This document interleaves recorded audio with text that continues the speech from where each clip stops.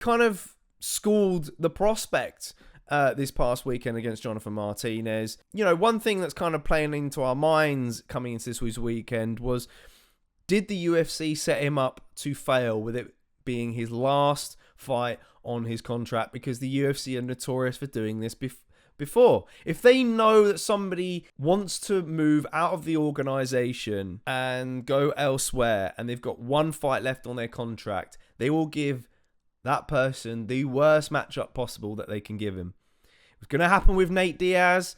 They knew that Nate Diaz was going to go to boxing. They decided to give him out Khamzat Chimaev originally. With Francis Ngannou, they gave him, all right, the next challenger in Cyril Gane, who I think a lot of people, including the UFC, felt that Gane was going to run through Ngannou, but they got that one wrong. And they got the Nate Diaz one wrong as well, in a lot of ways, because, I mean, the fight didn't materialize, and they were forced to give Nate Tony Ferguson. So, you know, it's a power move from the UFC to make that fighter look bad when they go into another organization.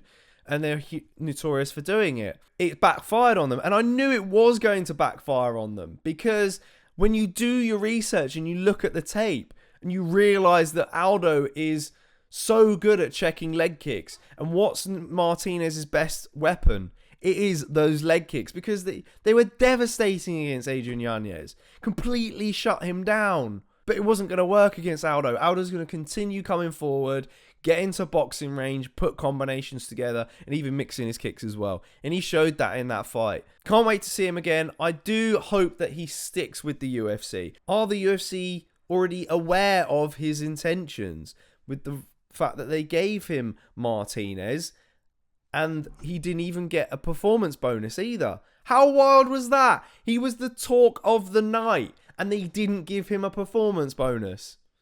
It says a lot. To be honest, I'm quite actually surprised they put him in the rankings. As we can see here, they actually put him in. Because I said on this past weekend, I didn't think they were going to put him in. But they've put him in here at number 8. I think it's a fair shout.